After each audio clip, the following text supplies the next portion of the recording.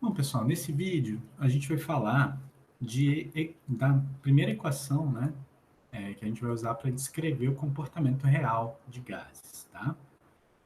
Como a gente já sabe, né, quando as pressões são baixas ou as temperaturas são muito elevadas ou o volume é muito elevado, o que a gente costuma ter é que o comportamento real se aproxima do comportamento do gás ideal. Só que fora dessas condições, né, a gente precisa de expressões para conseguir descrever o comportamento adequadamente. Tá? Uma delas é a chamada equação do virial. Tá? Virial não é uma pessoa, tá? Virial não lembro a origem do termo, mas significa força, se não me engano, tá? E ela é baseada numa expansão infinita. Então aqui a equação 13 demonstra que o fator de compressibilidade pode ser calculado como 1 mais um fator B' vezes a pressão, mais um fator C' vezes a pressão ao quadrado, mais um fator D' vezes a pressão ao cubo, e assim por diante, certo?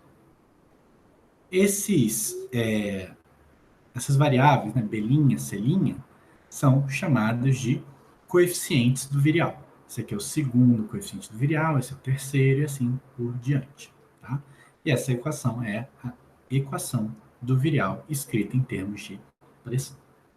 Quando a pressão for muito baixa, a pressão tender a zero, a equação 13 já vai demonstrar para a gente que o Z vai tender a 1, certo? Então, essa equação mostra também, né, que para um gás real, quando a pressão é baixa o suficiente, a gente vai ter o comportamento próximo ao comportamento do gás ideal. Só que quando a pressão começa a ficar moderada, os outros termos passam a ter maior importância. Existe também uma forma de escrever essa expressão, né, essa equação do virial, tá, através do volume. Então, seria o fator de compressibilidade, vai ser 1 mais o B sobre o volume molar, mais C sobre o volume molar ao quadrado, e assim por diante. Né? A gente tem como relacionar B' e B, C' e C, tá? Mas eu não vou colocar aqui nos vídeos. Tá? Basicamente, o B' é B sobre RT. Tá? C' e os outros termos, os outros coeficientes de maior ordem, são mais complicados de obter essa correlação. Tá? Mas, enfim, se a gente tiver o volume molar tendendo ao infinito, tendendo ao infinito, o que vai acontecer? Essas frações aqui, essas parcelas, melhor dizendo, vão todas tender a zero, e a gente também vai ter o comportamento, né, com Z tendendo a 1.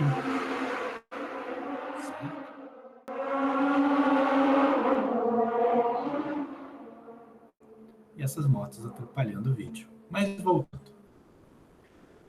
Quando a gente tiver o volume molar tendendo ao infinito, certo?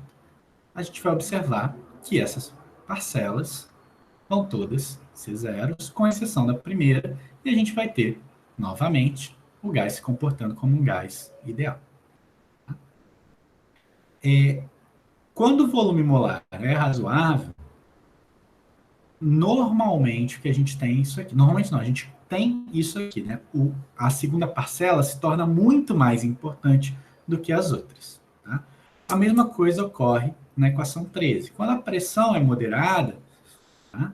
Então essa parcela é muito maior do que as outras. Tá? E a gente pode truncar a equação, tá? De acordo com a condição que a gente está. Tá? Então, uma coisa que fica claro é que o segundo termo ele tem mais importância do que os demais. Os outros só passam a ter importância conforme as condições vão ficando mais extremas. Okay? Uma coisa que é importante descrever aqui é que os coeficientes do virial eles são todos funções da temperatura. Tá? E somente da temperatura. Obviamente, também são funções dos compostos em que a gente está descrevendo. Né? O B do argônio, numa temperatura T qualquer, é diferente do B do nitrogênio, nessa mesma temperatura. Okay? aqui, pessoal, a gente tem diferentes valores do segundo coeficiente do virial, tá? No caso, para diferentes substâncias e duas temperaturas, 273 e 600 Kelvin, certo? Dá para notar aqui, ó, que na temperatura mais baixa a gente tem valores de B negativos, né? E conforme a temperatura aumenta, a gente percebe que todos os valores aumentaram, né? Todos os valores de B aumentaram, tá? B, ele aumenta com o aumento de temperatura, tá? E a gente pode notar que alguns dos compostos, por exemplo, do argônio e também do nitrogênio, a gente tem uma temperatura intermediária aqui, neste caso, entre 273 e 600 Kelvin, para a qual o B, nessa temperatura, que eu vou chamar de TB, vale zero. Essa temperatura é a chamada temperatura de Boyle. Tá?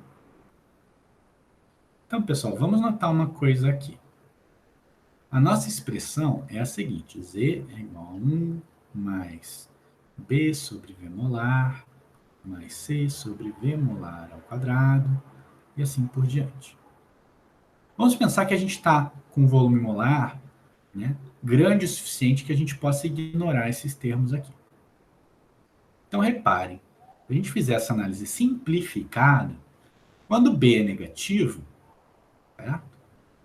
O Z, né, para esse caso aqui, se B é menor do que zero, o Z vai ser menor do que 1.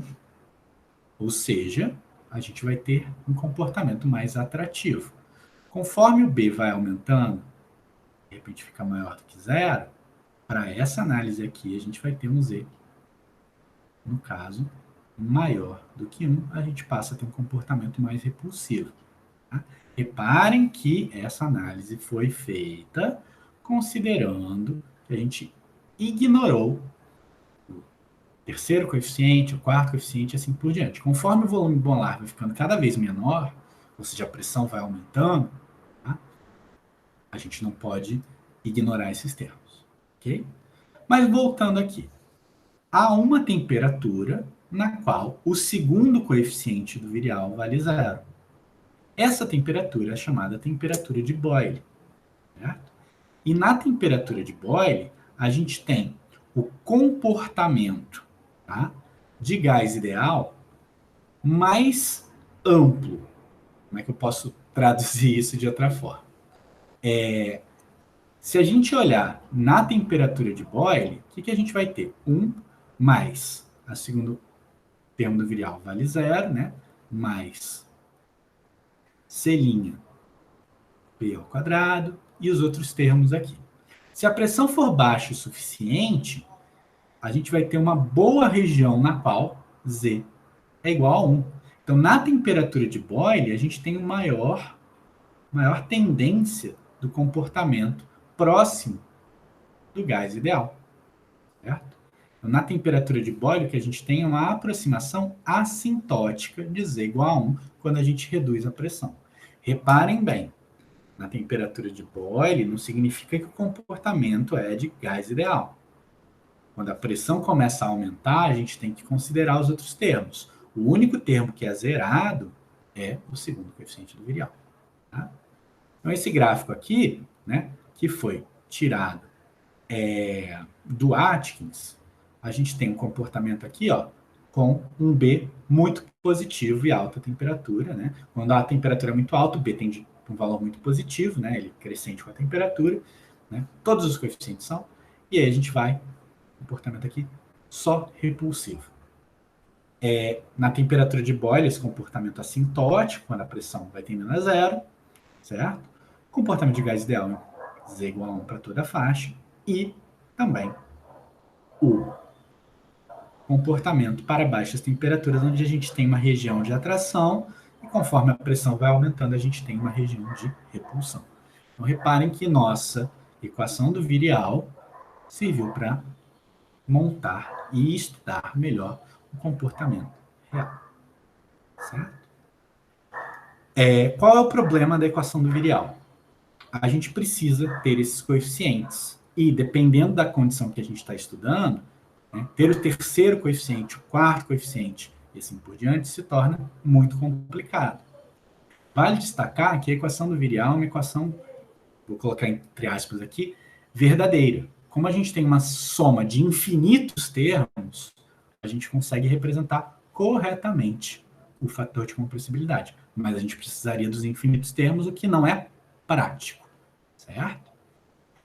Esses são os problemas da equação do virial, mas ela é uma equação muito, muito, muito boa, certo? Vamos fazer agora um pequeno exemplo para terminar esse vídeo. A gente vai calcular o volume em mols de um gás a 600 Kelvin na pressão de 10 atm. A gente vai assumir que a compressibilidade, né, o fator de compressibilidade, o Z desse gás, é representado pela equação truncada em B', certo?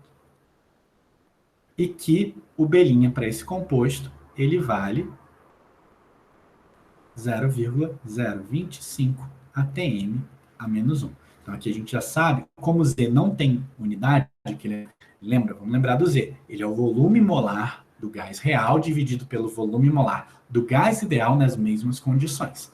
Então, é uma divisão de volume por volume, não tem unidade. Então, essa parcela aqui não tem que ter unidade. Então, se o B' está em atm a menos 1, P tem que estar em atm.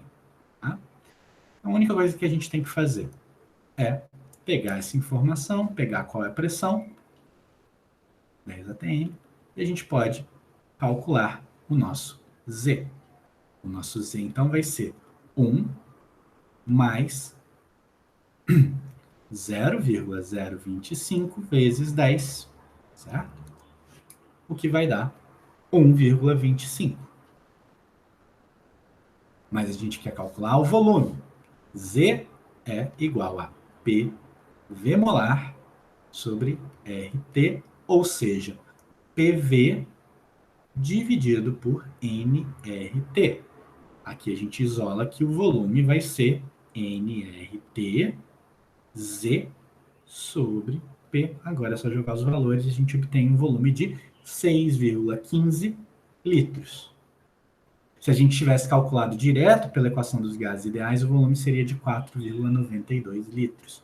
Então, observem que há uma diferença do comportamento real para o comportamento do gás ideal. Era isso para esse vídeo e até o próximo.